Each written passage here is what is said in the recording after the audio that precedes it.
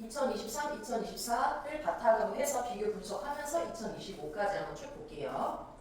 자, 그러면 2025년은 총 23문제인 건 똑같아요. 2024년하고. 그래서 문항 구성 보면은 23문제, 오지 선다가 전체였다라고 되어 있고요. 단원 배분. 보면 4개 단원이 계속해서 그냥 전 범위가 다 나오는 거야. 그죠? 그리고 이번에도 전체 범위인 거죠. 예. 자, 그리고 2025년은 보기형이 좀 급증했다. 보기 대조 진입 판단하는 거, 범위 조건을 추론하는 거, 도형 방정식 연계하는 거. 이렇게 단어가 들어있으면 어려우니까 실제 문제를 통해서 이따가 다시 봅시다. 자, 그러면 여기 단원별 출제 비중을 보시면은요. 지금 제곱근과 실수, 그리고 곱셈 공식과 인수분해, 2차 방정식, 그리고 2차 함수. 근데 사실 여기는 곱셈 공식 플러스 인수분해인 거잖아. 그지? 그렇게 따지면 얘는 그렇게 비중이 높은 편은 아닌 거예요. 알겠지? 합해서인 거니까. 2차 함수 주의 깊게 보시고요. 자, 그래서 핵심 출제 패턴 6개 보면 실수, 성질, 얘네 무리수, 유리수, 수직선 얘네들 중에서 맞는 거 틀린 거 보시는 거고요. fx의 범위 그리고 채우는 거 내북한 두 분이 모두 유리수인 조건. 그럼 우리 루트 안에가 0이거나 아니면 제곱수인 경우를 찾는 거였었지, 그지? 맞죠? 그리고 두 포물선의 꼭지점이 교차되는 경우 평행 이동 후 4도면을 통과하는 거. 자, 이런 식으로 되어 있었다라는 거고. 그래서 전체적으로 보면 2023, 24, 25를 딱 비교를 해보면 사실 패턴은 거의 비슷하긴 하지, 그지? 이해되세요? 자, 제곱근과 실수, 인수분해 방식, 곱셈 공식과 인수분해였던 부분이죠. 그리고 2차 방정식, 그리고 2차 함수. 근데 이게 딱 보면은 사실 여기서는 좀 비중을 높였다가 여기 좀 낮춘 특징이 있고, 전체적으로 사실 2차 함수는 이렇게 보면은 어느 정도 되게 중요하다라는 얘기인 거죠. 이해되세요? 꾸준히 이 문제는 이 퍼센트를 계속 유지를 한 거예요. 알겠어? 자, 이렇게 하면서 3개년 출제 유형 변화의 흐름을 보시면요. 반복적으로 출제되는 유형은 이번에도 또 출제된다 안 된다? 그치, 그 확률이 높은 거지. 자, 그리고 새롭게 등장한 유형들은 사실 이런 식으로 해서 점수 배점이 높은 거는 사실 다시 나올 확률은 그렇게 높진 않아요.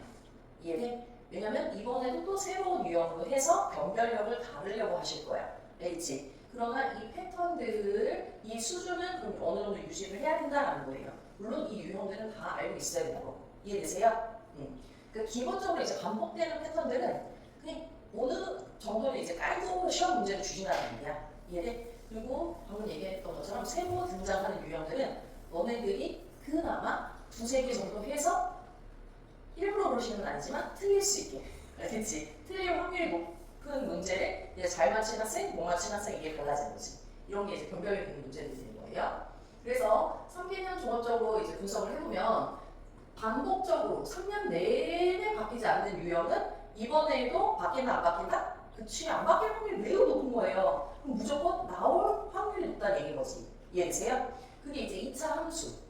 최다 최고 난이도. 그럼 결국은 이번에도 2차 함수를 잡는 학생이 점수가 좋을 수밖에 없겠지. 그치?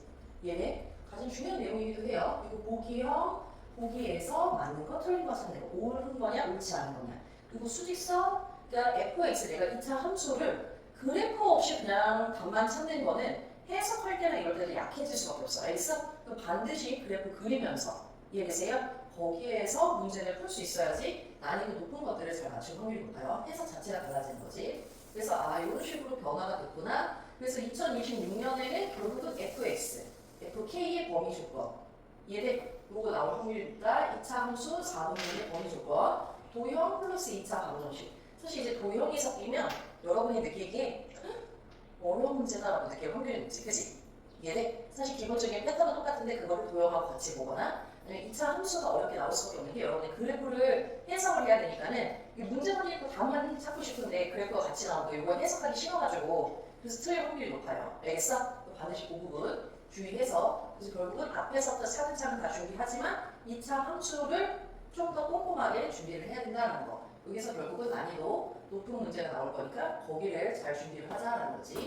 그래서 반복해서 출제되는 거 이런 것들을 찬찬히 잘 준비를 하자라는 거고요. 그래서 출제 패턴은 사실 반복되는데 변별력을 고르기 위한 몇 가지만 새로운 유형으로 등장을 하는 거죠. 그죠? 이 패턴의 흐름이 좀 이해가 돼요? 그걸 가지고 우리가 지금 2026년 기말을 잘 대비를 하자라는 거예요.